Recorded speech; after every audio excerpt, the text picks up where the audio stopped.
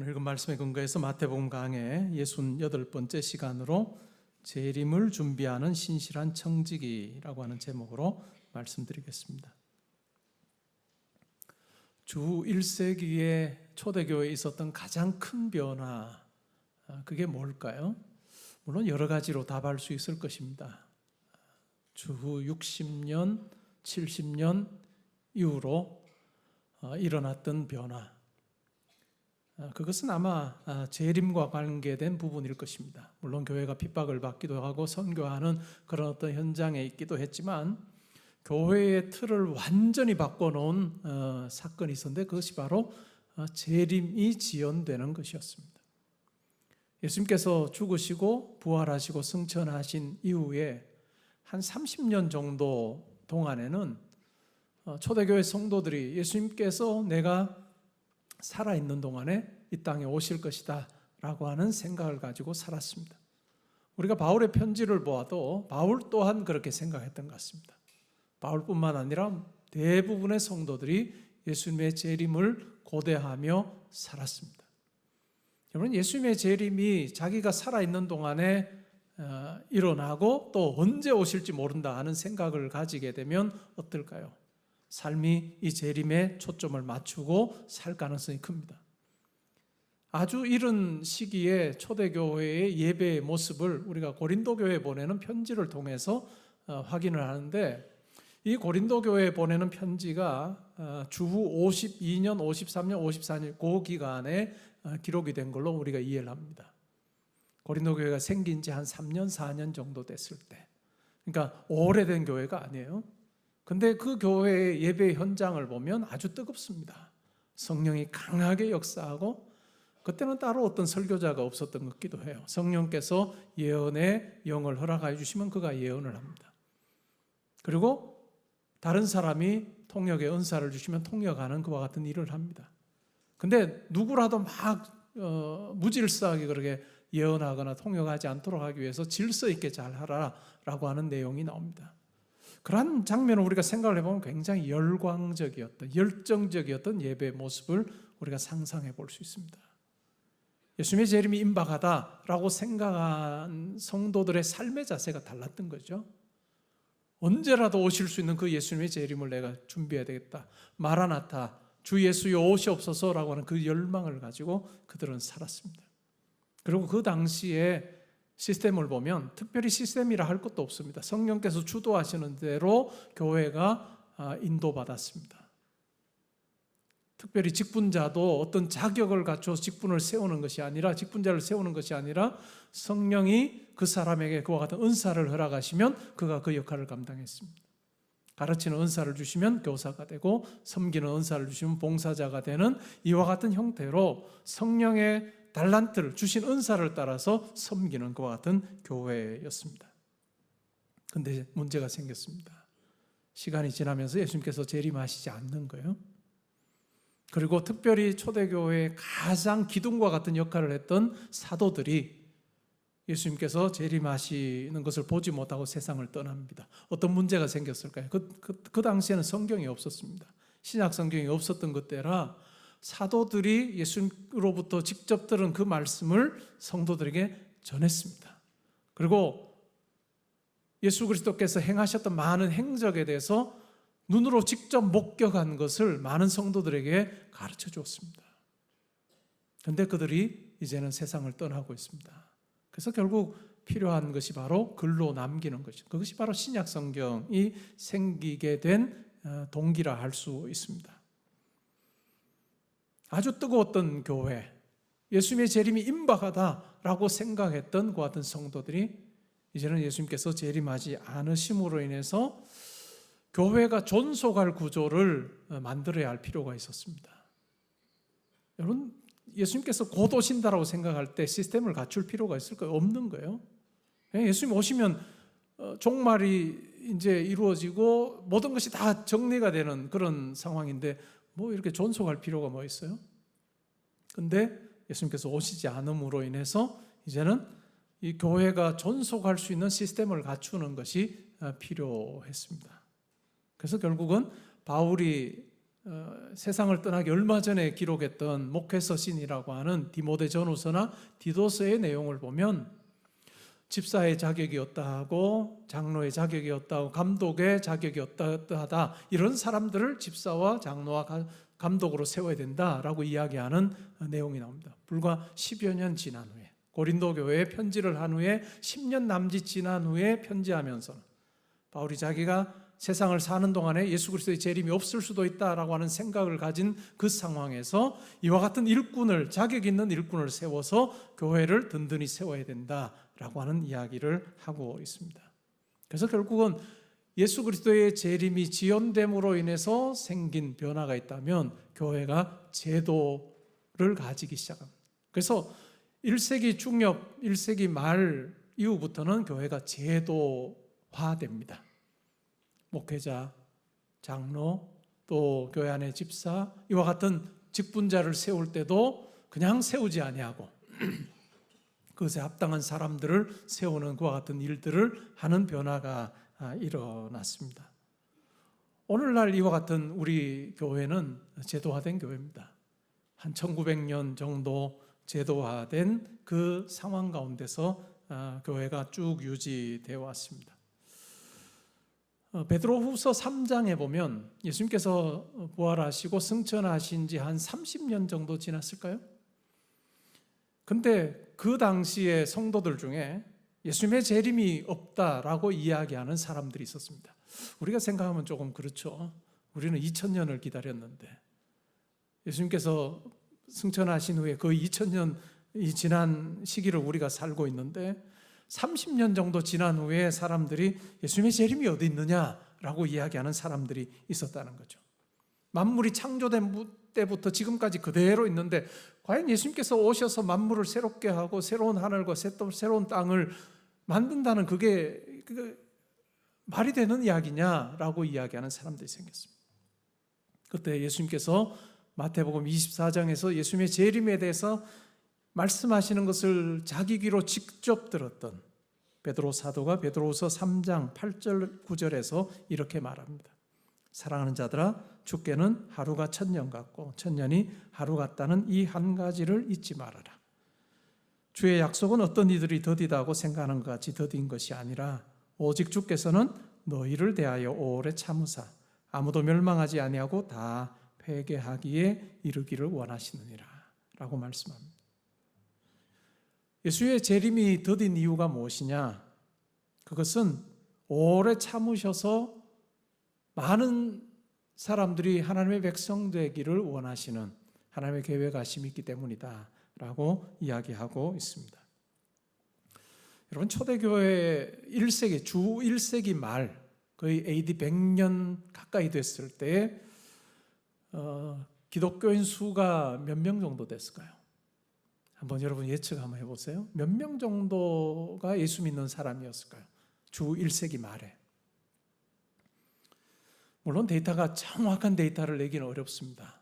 왜냐하면 오늘처럼 이렇게 인구 조사를 하거나 하는 그리고 항목 중에 당신 예수 믿습니까? 라고 하는 항목이 없었기 때문에 정확하게 알기는 어렵지만 여러 가지 사회적인 상황이나 여러 가지 여건들을 고려했을 때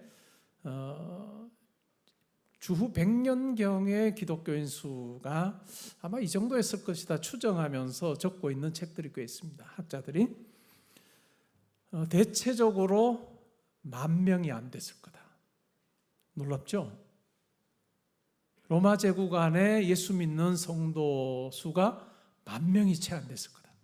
한 7,000명에서 10,000명 정도 되지 않았을까라고 이야기를 합니다. 여러분들이 생각했던 수보다 훨씬 적을 거예요. 오늘날 기독교인 수가 어느 정도 될까요? 통계에 따르면 26억 명 정도 된다고 해요. 지금 세계에서 예수 믿는 사람 수가 26억 명입니다. 물론 그 안에 이단도 있기 때문에 좀 뺄 사람들도 있죠. 그럼에도 불구하고 지난 2000년 동안 교회는 눈부신 발전을 이루었습니다. 그리고 그 안에 천국 백성이 된 사람들이 얼마나 많은지요. 예수 그리스도의 재림이 더딘 이유는 바로 이것일 것입니다. 오래 참으셔서 회개하여 예수 믿는 사람이 많아지기를 원하는 하나님의 그 마음이 있기 때문에 예수 그리스도의 재림이 더딘 것이다 라고 우리가 생각할 수 있습니다. 우리가 흔히 신약 성경을 읽을 때 바울이 편지하면서 우리가 알게 되는 그 교회들을 보면 그 교회의 사이즈가 어느 정도 되었을까요? 고린도 교회 수가 어느 정도 됐을까요? 제가 생각할 때 한 100명 정도 됐을 겁니다. 그러니까 우리가 지금 우리 세팅에서 몇천 명, 몇백 명 되지 않았을까라고 생각하기 쉽지만 그렇지 않다는 거죠. 아주 적은 수로 시작했던 교회가, 성도의 모임이 시간이 지나서는 참 엄청난 현재는 세계에서 가장 큰 종교로 이렇게 눈부신 발전을 했고, 그 가운데는 하나님의 은혜, 하나님께서 많은 백성이 천국 백성 되기를 원하시는 그와 같은 하나님의 바람이 있어서 이와 같은 일이 일어났다는 것을 우리가 기억할 필요가 있습니다. 오늘 우리가 예수님의 말씀을 통해서 예수님의 재림에 대해서 우리가 생각을 해보면 좋겠습니다. 이 자리에 계시는 우리 성도님들, 내가 살아있는 동안에 예수님께서 재림할 수 있다, 아니 재림하실 것이다 라고 하는 생각을 가지고 여러분 살고 계시는지요? 하루를 시작하면 오늘 예수님께서 재림하실 수 있다라고 하는 이 마음을 가지고 하루를 살고 계시는지 한번 생각해 보시면 좋을 것 같습니다. 그게 아니고 내가 살고 있는 동안에 예수님께서 재림하시지 않을 거야라고 하는 막연한 생각을 가지게 되면 우리에게 많은 여유가 주어집니다. 여유가 주어지고 느슨함이 우리에게 주어질 가능성이 큰데, 오늘 예수님께서 뭐라고 말씀하시는지를 우리가 생각해 보므로 재림에 대해서 예수님의 가르침을 분명하게 오늘 배우게 되는 그런 시간이 되면 좋겠습니다. 36절에 보시면 예수님께서 이렇게 말씀하십니다. 그러나 그날과 때는 아무도 모른다. 하늘의 천사도 심지어는 아들도 모르고 오직 아버지만 아신다. 이렇게 예수께서 언제 재림하실지 그날과 그때 알지 못한다 라고 분명하게 말씀해 주셨습니다. 이것이 우리가 재림을 대하는 첫 번째 생각입니다. 하늘의 천사도 심지어는 아들도 모른다. 물론 예수님께서 이 말씀을 하실 때의 아들이에요. 우리와 같은 모양으로 인간으로 오셔서 지금 말씀하시는 아들입니다. 죽으시고 부활하시고 하늘 보좌 우편에 앉으신 만유를 다스리는 왕으로 계시는 아들이신 예수님의 경우는 재림의 때를 분명히 아십니다. 그런데 이 재림의 때에 대해서 인간들은 알 수 없다라고 하는 말씀을 하고 계십니다. 오늘날 여러분들이 누군가가 신령한 지혜를 가지고 있고 은사를 체험했다라고 하면서 예수의 재림이 언제다라고 못 박아서 이야기하는 사람이 있으면 여러분 경계하셔야 됩니다. 신령한 어떤 분을 내가 아는데 그분이 예수의 재림이 언제 있다라고 이야기한다, 같이 가보지 않을래? 라고 하는 그 모임 여러분 가시면 안 됩니다. 2000년의 역사 속에 그렇게 이야기한 사람 다 정말 많았는데 다 그냥 거짓으로 드러났습니다. 한국교회도 여러분들이 잘 아는 사건이 있었습니다. 1992년 10월 28일에 예수님께서 재림하신다라고 하는 이야기를 했습니다. 많은 아이들이 꿈을 꿨고 또한 계시를 받았다. 그것이 책으로 출판돼서 많은 사람들이 그 책을 읽으면서 어떤 사람들은 그것을 믿어서 자기가 직장생활을 포기하고 또 전 재산을 다 팔아서 공부하던 것도 다 중단하고 그 선교회에 들어가서 예수께서 오실 그날만을 바라보면서 예배드리고 찬양했던 많은 사람들이 있습니다. 그런데 결국 예수님께서는 1992년 10월 28일에 재림하지 않으셨습니다. 예수님께서 언제 오신다라고 하는 생각을 가지고 자기의 모든 것을 다 팔아서 거기에 투자하고 헌신했던 그 사람들의 삶이 얼마나 엉망이 됐는지를 우리는 잘 알고 있습니다. 이것이 그 당시 사회에서는, 우리나라에서는 꽤 심각한 사건이어서 MBC라고 하는 뉴스 프로그램에서, 뉴스데스크에서 그것을 다루었습니다. 그 사람들이 얼마나 큰 피해를 입었는지에 대해서 다루었고, 더 놀라운 일은 1992년 10월 28일에 예수께서 재림하신다라고 그렇게 가르쳤던 그 목사님은 적금 통장을 들었는데 그것이 1992년 10월 28일보다 훨씬 뒤에 만기되는 적금을 계속 붓고 있어요. 재림한다는 생각을 본인은 안 한 거예요. 그러나 사람들에게 그렇게 혹하도록 그렇게 이야기해서 자기는 많은 것을 챙겼다는 것을 우리는 뉴스 보도를 통해서도 우리가 확인할 수 있었습니다. 그래서 누군가가 신령한 누군가가 있는데 예수의 재림이 언제다라고 이야기하는 사람이 있거든. 그 사람은 손절하셔야 됩니다. 그래 여러분의 삶이 건전하게 잘 유지될 것입니다. 그리고 그쪽은 쳐다보지도 말아야 되고 그곳의 매력을 느끼고 가는 순간 예수님께서 하셨던 그와 같은 경고, 가르침과는 상반된 삶을 우리가 살 가능성이 크다라고 하는 이야기죠.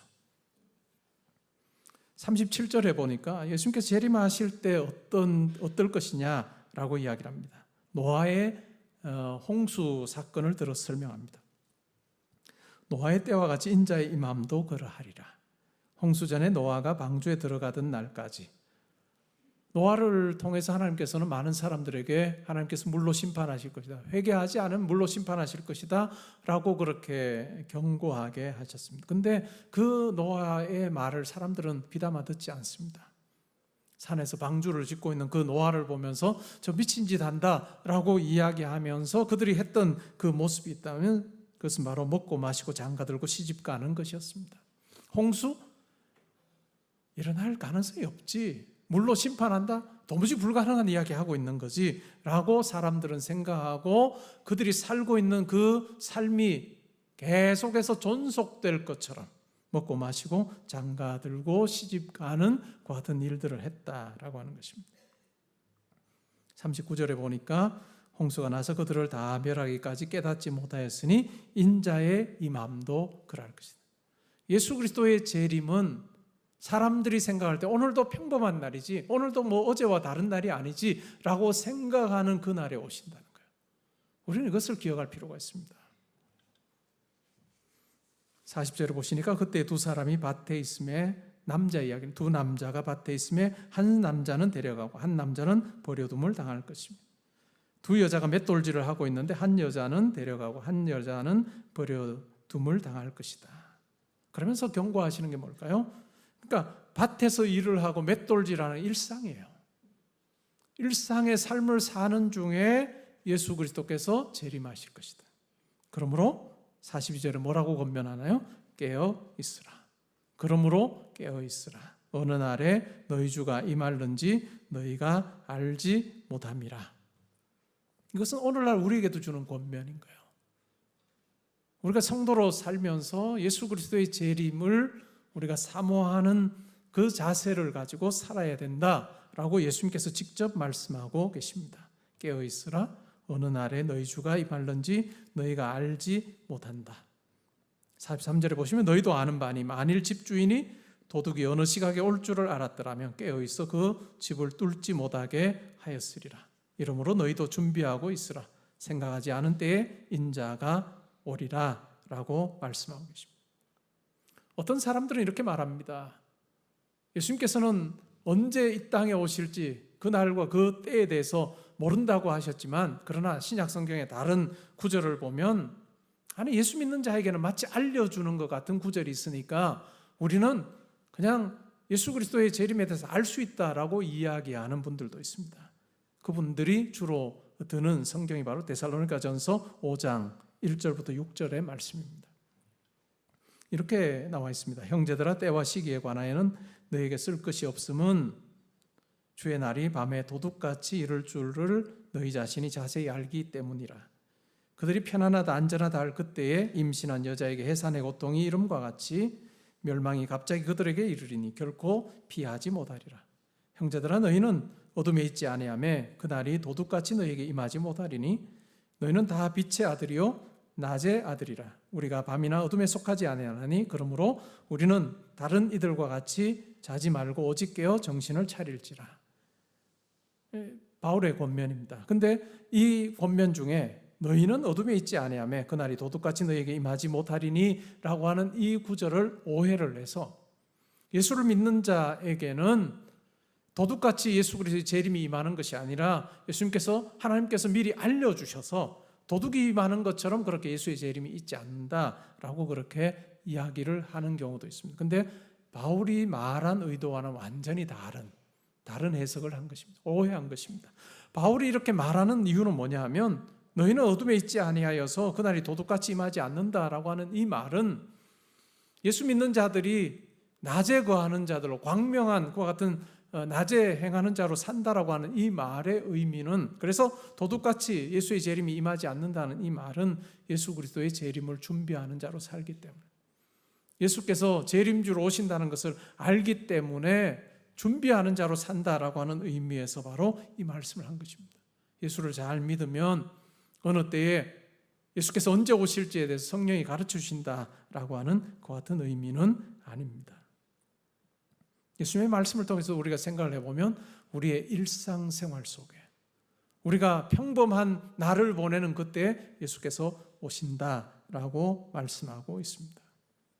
예수의 재림을 우리가 생각할 때 어떤 분들은 예수님의 재림이 어떤 지구상에 일어나는 여러 상황들을 보면서 이제는 점점 더 가까워진다라고 그렇게 이해를 하는 분들도 꽤 있습니다. 지구 어느 곳에서 큰 전쟁이 벌어지면, 지구온난화로 인해서 이 세계가, 세상이 위협을 받는 그 상황에 처해지면, 여러 곳곳에 기근이 일어나고 또 이상기후로 인해서 사람들의 삶이 힘들어지는 그와 같은 현상들이 일어나면, 봐라, 이것이 바로 예수 그리스도의 재림의 전조가 아니냐라고 그렇게 이야기하는 사람들이 있습니다. 신약 성경에 나오는 곡과 마곡이 러시아를 의미하고, 러시아와 관계된 어떤 전쟁이 결국 아마겟돈 전쟁으로 이어지는 이러한 이해를 하는 분들이 있습니다.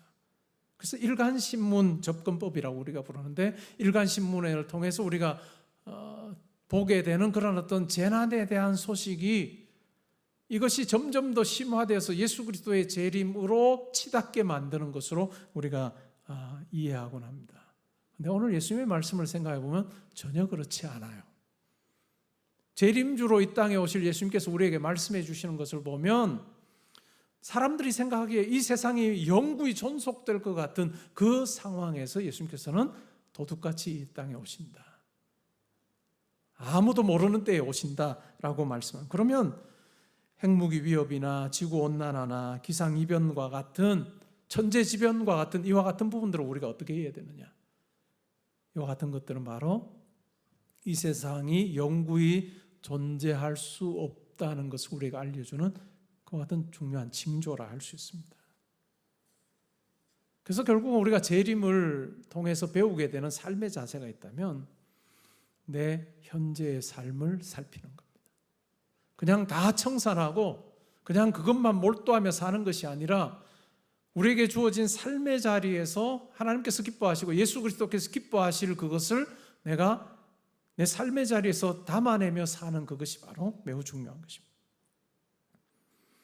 45절부터 51절에서 그와 같은 재림을 준비하는 자의 모습이 어떠해야 되는가에 대해서 예수님께서 말씀해 주십니다. 두 종에 대해서 이야기합니다. 주인이 집을 비우면서 종에게 청지기의 역할을 맡깁니다. 내가 없는 동안에 이 집을 잘 돌봐달라, 집에 있는 사람들 돌봐주고 내가 하던 일을 잘 맡아서 해달라고 그렇게 맡기고 갑니다. 착한 종은 어떻게 했을까요? 착한 종은 주인이 분부한 대로 그 집의 사람들이 잘 먹을 수 있도록 양식을 나누어주는 그와 같은 역할을 잘 감당합니다. 주인이 있을 때처럼 사람들이 불평하지 않고 잘 살 수 있도록 그와 같은 역할을 신실하게 수행합니다. 그러한 사람을 주인이 와서 보면 축복하고 칭찬할 거다. 그리고 자기의 모든 소유를 그 종에게 맡겨서 다스리게 할 거다라고 하는 이야기를 합니다. 그런데 악한 종이 있어요. 이 악한 종은 주인이 맡긴 일이 있습니다. 그런데도 주인이 더디오리라 생각을 합니다.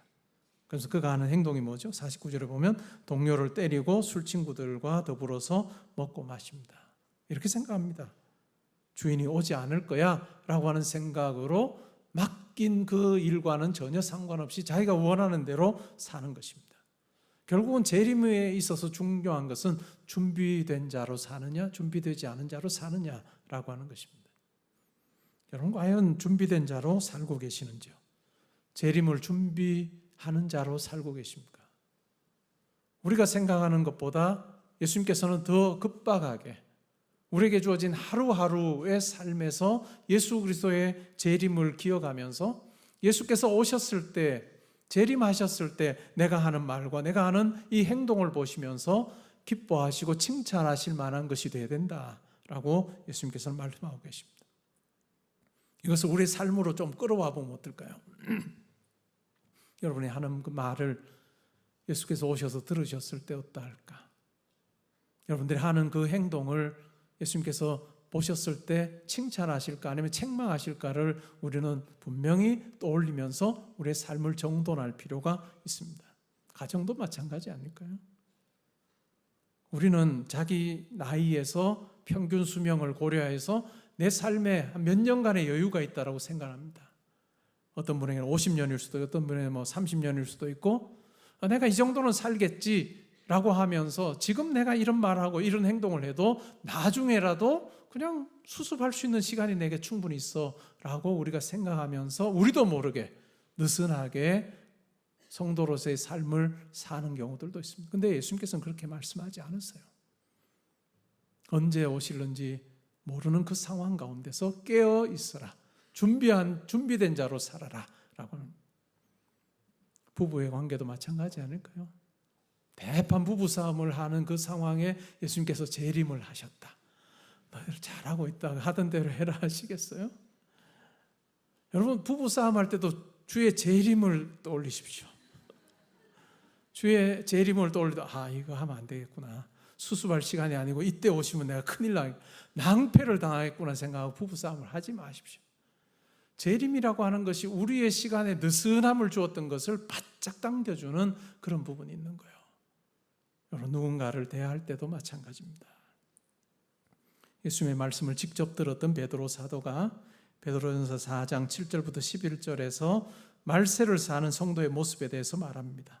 만물의 마지막이 가까이 왔으니 그러므로 너희는 정신을 차리고 근신하여 기도하라. 무엇보다도 뜨겁게 서로 사랑할지니 사랑은 허다한 죄를 덮느니라. 서로 대접하기를 원망 없이 하고 각각 은사를 받은 대로 하나님의 여러 가지 은혜를 맡은 선한 청지기 같이 서로 봉사하라. 만일 누가 말하려면 하나님의 말씀을 하는 것 같이 하고 누가 봉사하려면 하나님이 공급하시는 힘으로 하는 것 같이 하라. 이는 범사에 예수 그리스도로 말미암아 하나님의 영광을 받으시게 하려 함이니 그에게 영광과 권능이 세세에 무궁하도록 있느니라. 아멘. 만물의 마지막이 가까웠으니 정신 차리고 근신하여서 기도하고 사랑하고 대접하기를 원망 없이 하고 하나님께 주신 그 은사를 따라서 청지기 같이 잘 감당하라. 말을 할 때는 하나님의 말씀을 하는 것 같이 하고 봉사하려면 하나님께서 공급해 주신 힘으로 하라 라고 아주 명확하게 우리에게 이야기를 해주고 있습니다. 우리 하루를 시작하면서 하루 선물로 주신 하나님께 감사하며 우리가 하루를 시작하는 것 참 중요합니다. 그리고 거기에 덧붙여서 예수 그리스도의 재림이 오늘 있다 할지라도 예수님께서 나를 칭찬하실 것 같은 모습으로 제가 살기 원합니다 라고 하는 그 기도를 더하여 하면 좋겠습니다. 그리고 그 마음으로 잘 살고 하루를 마감할 때도 오늘도 그와 같은 마음으로 잘 살았습니다. 하나님 앞에 감사하는 우리가 되면 하나님께서 기뻐하실 것입니다. 어떤 사람이 어떤 강연에 참석을 했다가 은혜를 받았습니다. 감명을 받은 거예요. 그 강연의 내용이 뭐냐 하면 세상에서 참 소중한 금이 있는데 세 가지가 있다 하는 강연이었습니다. 그것이 바로 소금이고 황금이고 지금이다. 소금은 음식을 대변해 주는 거겠죠. 황금은 물질을 대변해 주는 거고 지금은 시간입니다. 우리 인생에서 이 금을 세 가지 금을 잘 다뤄야 복되다라고 하는 이야기를 듣고 이 남자분이 감동을 받았습니다. 그래서 아내에게 카톡을 보냈습니다. 여보, 세상에서 정말 중요한 세 가지 금이 있는데 그것이 바로 황금, 소금, 그 다음에 지금이야. 우리도 이거 간직하며 살자라고 그렇게 카톡을 보냈습니다. 그래서 아내가 카톡에 답을 보냈습니다. 지금 나에게 꼭 필요한 금이 세 가지가 있는데 그러면서 보냈습니다. 현금, 지금, 입금. 그 카톡을 받고 나서 이제 이 남자가 다시 답을 했습니다. 현금, 조금, 입금. 우리 삶의 지금이 참 중요합니다. 소금도 중요하고 황금도 중요하지만 우리에게 주어진 지금을 잘 사는 것. 하나님께서 내게 허락하신 이 땅에서의 오늘 하루를 하나님께서 기뻐하실 것으로 채우는 우리가 되면 좋겠습니다. 우리의 삶도 예수 그리스도께서 오셨을 때, 오늘 오셨을 때 나를 칭찬하실 만한 그와 같은 말을 하고 또한 그와 같은 모습으로 우리가 만나는 많은 사람들을 대하면 좋겠습니다. 부부 사이의 관계도 마찬가지고 가족 간의 관계도 마찬가지고, 그리고 우리가 하는 그 일도 하나님께서 세우신 그 목적 따라서 제가 잘 감당하기 원합니다 라고 하는 이 마음으로 살 때 정말 착한 종에게 칭찬하셨던 그와 같은 칭찬이 우리 가운데 있을 것입니다. 오늘 내일 예수 그리스도께서 재림하지 않는다 하실지라도 우리가 그와 같은 마음으로 살 때 주인이 돌아와서 내 모든 소유를 맡기리라 라고 하는 것처럼 우리가 그 마음으로 살 때 우리 삶 가운데 하나님께서 이루시기를 원하시는 것을 잘 이루게 하시는 그 같은 복된 삶 되리라 믿습니다. 우리의 하루하루가, 우리의 지금이 하나님 보시기에 참 아름다운 것으로 채워지는 복된 삶 사는 저와 여러분 될 수 있기를 주님의 이름으로 축복합니다.